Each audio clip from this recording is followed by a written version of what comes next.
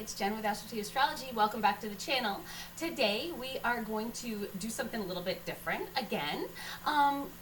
We have so many difficult transits going around right now that we've been focusing on in the astrology world. So much stress, anxiety around these transits that cause so much strife. I decided we would do something a little bit interesting. So let's say a baby is born during these kind of transits. Does this mean that this baby's life is going to be full of the same kind of strife and disorder? So I thought we would use the birth chart of my grandchild, which was just born during all this craziness that's going on in the stars right now. We're just going to kind of go through kind of an initial reading of a birth chart just to kind of get a gist and just to show that you don't have to be scared to have a child during these difficult transits, because it really is how it's going to play out in their birth chart and what house it ends up in. So as you can see here, she is an Aquarius rising. So I set up the birth chart, so of course it's pretty much like, you know, what's going on in the chart right now. So she's an Aquarius rising with a moon in Sagittarius and of course the sun in Scorpio. So what you want to do first when you're reading a birth chart of a child, just to kind of get a gist of maybe what they're going to be like when they get older, what, you know, their weaknesses might be, what their strengths might be, you know, desires, that type of thing, just so you can almost get to know them before you get to know them. So, you know, we start off with the three big ones: the sun, the moon, and the ascendant. So her sun is in Scorpio. That's your drive, that's your ego. She'll be very deep and passionate and driven. You know, the ruler of Scorpio is Mars. So also Scorpio is very loyal and unwavering. It is a fixed sign also, and it is a water sign. So it's got that deep emotions. It's very fixed. So when it's, you know, she's going to be loyal, passionate about what her desires are. Could be emotional, even a bit moody at times. It's a fixed water. Scorpios, if you know any Scorpios, they're not like, you know, Pisces or Cancer, where they really show their emotions. They more hold it in, which could, you know, end up making them kind of explode or be jealous or vengeful if they have something that's bothering them. They kind of hold their emotions in a different way than the other two water signs. But there's something about a Scorpio. There's that unconscious draw to them that you just wanna that mystery to them. You know, it's very eighth housey too, where, you know, there's that mystery. There's that almost that taboo. There's something about them that's different, and people just like gravitate to them. So next we have the ascendant. So her ascendant is in Aquarius. So this is the ascendant is how you face the world, how you face problems, how you look at things, how the world looks at you and sees you. This is your outward appearance. So in Aquarius, she might be a little bit quirky. Take after her grandma a little bit. So it might be a little different from the norm. Aquarians, they like to kind of go by the beat of their own drum. They can be a little bit eclectic, but they're also very interesting with their style, with their way. Like different, but in an almost another kind of an odd draw to it. They have that uniqueness to them. They may be more inward, a little bit more introverted, but also very giving and wanting to learn and wanting to learn how they can make a difference. Saturn is their traditional ruler, and so it's like different than a Capricorn Saturn ruler, where this is like they want to make their own rules. They want to change the world to, you know, make something else more concrete, make different rules, make different laws. You know, they want to save the world almost. Uranus is the modern ruler, and again, that's about changing the world, wanting to change things for the better, and doing what they can to do that. And now tying up the final of the three, we have the moon, and that is in her 11th house in Sagittarius. So there's a love for learning, maybe even a love for religion, spiritual, maybe in their own way, because you have that blend with Aquarius. There it could be that love for foreign travel. Or getting to learning about foreign countries, learning about different, religions and that kind of thing. So then we look at the dignities and the debilities. So Mars is in Scorpio, so Mars is in its dignity. Venus also is in its dignity here in Libra. So that's two nice positives. We have Mercury, though, in its detriment. So what does that mean? So it goes along with that Aquarius rising sign, really. Outspoken about her convictions. That Sagittarius, they this is the way it is, and I'm going to tell the world, and I'm going to make you believe what I believe, but also could be shy and withdrawn with just everyday life. So a lot similar, so that Mercury is a little bit, not quite as outgoing, so maybe a little bit more inward. So it'll be interesting to see what she's like. So this chart, as you can see, it's very watery. We have the Sun, Mars, Saturn, Neptune, all in water signs. Saturn and Neptune here in Pisces, Sun and Mars, obviously, in Scorpio.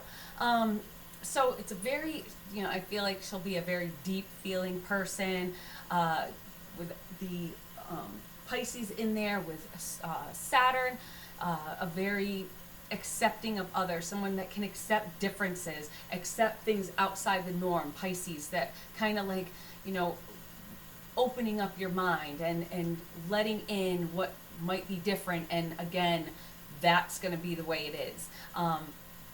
Accepting others, wanting to help, whatever that cause. So maybe helping the downtrodden that a lot of people might not. So this is also a locomotive chart. As you can see, it kind of is in a locomotive shape, and we have Venus in the lead. So that's her determination, that's her drive. Any issues might be in the empty houses, because we're really having the focus here. That's the drive. So we have, the dating, creativity, the health, and everyday work, and then relationships. There might be some issues there. She might be a little bit different. So, might be, again, shows kind of that more loner. Everything's on this side of the chart, the more inward side of the chart. They might be a little bit misunderstood. But when they do find somebody with that Scorpio, with that, they're going to be very passionate about, and they're going to go after their passions. So then we kind of go ahead and look at the houses. So we already talked a little bit about the first house, which is your ascendant. And then we go to the second house. The second house is in Pisces. So what you want to look at in the houses is who's the ruler of the house and what are the planets in the house. So the second house is about money and your family. So the ruler is Jupiter, which is down here in the fourth house. So very family oriented. We also have Neptune here in its dignity and we have Saturn. So, that could be a little bit of that,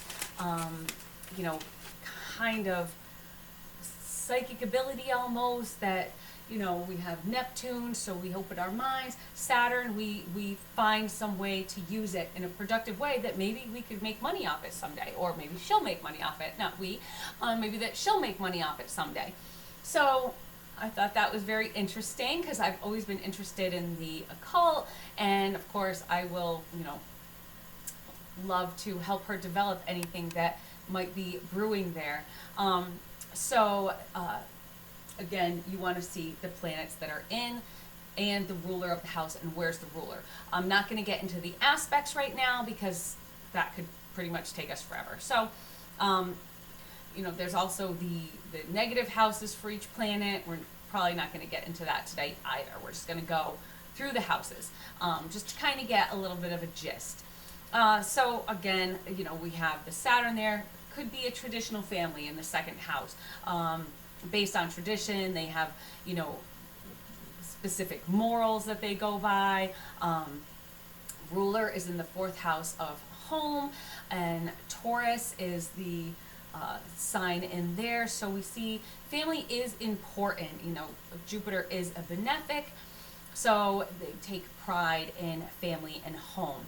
So then we have the third house here, which is in Aries, and that is stands for siblings, the fight and the effort you put towards things.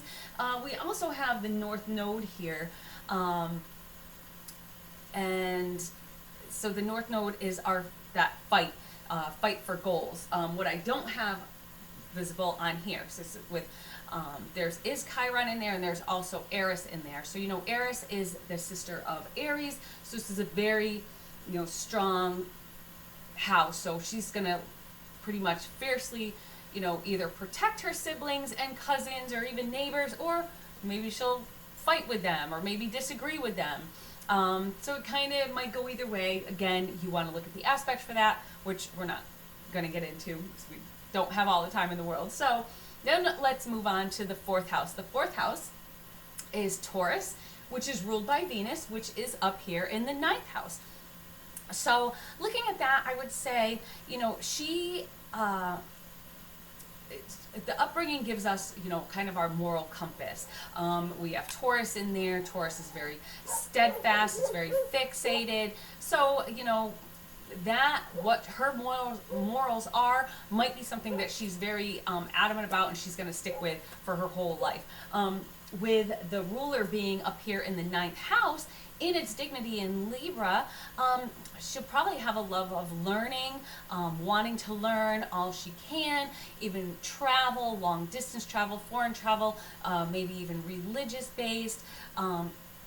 So this is all positive. So she may really love just learning about everything she can, traveling to different places, taking in all we can. And we also saw that in the moon in Sagittarius here. So we can see how, you know, things you want to see in threes to really make them more concrete than just like something kind of splashed out.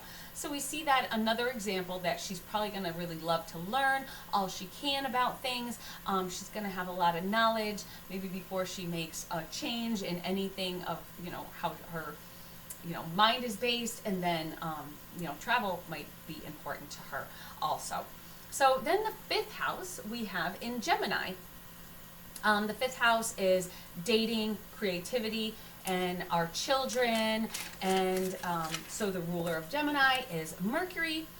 This is back in the 11th house, and it is in its debility. The 11th house is larger size groups, even online groups, larger friend groups, acquaintances. So maybe, you know, dating somebody that is an acquaintance, so somebody that you meet up with in the friend group. So then, you know, we have still Mercury in that debility, so she would like to learn all she can about her friends, but maybe her friends group is not quite so large. Maybe it's a little bit smaller with Mercury being in that, you know, debility. Maybe she's going to be a little bit more picky about who she's friends with instead of just spreading it all around. She's really going to get to know her friends, I feel, and, you know, really be a good friend to the ones that she has. So then we also think children. Gemini is the twins, so that could be an interesting possibility. So then we move on to the sixth house, which we have Cancer. So we don't have any planets there, so we go with the ruler, which is the moon. So the sixth house is about health, work, health issues. Any health issues might, because it is ruled by the moon, it could involve your stomach or childbearing. Of course, again, that depends on other aspects, you know, even the rising sign and what we have there, what Saturn is doing. It depends on a lot of other factors, but it's just something to be aware of. Oops. Hi. Sorry, that's my son's dog. She's running in here. Hi. Say hi, Shubs. So then, you know, of course, she might enjoy working with groups. So she might volunteer, you know, still see that charity work in there, her wanting to help the downtrodden. So charity work, working with groups, maybe counseling or something like that, because that moon in there is really wanting to be helpful. So they want to help people. So counseling, I think, is probably a thing that she would like to do on that everyday basis in a type of work environment. So then we move on to the seventh house, and we have that in Leo. So, in relationships, she might want to be kind of fawned upon. She might want to be the center of attention. Well, who doesn't, really? But I also have my Venus in Leo, so, goes to say. But we have, she'll take pride in her partner. That's Leo. That's the pride. But she could be headstrong, potentially. With that sun in Scorpio, she is going to be devoted. These are both fixed signs. So when she's in a relationship, she is in it. She's very, she's going to be in it for the long haul, because it is a fixed sign, and then her sun's in a fixed sign. So she does like that unchangeable, fixed, and then she's also going to be very devoted and very passionate about her relationships, and loyal.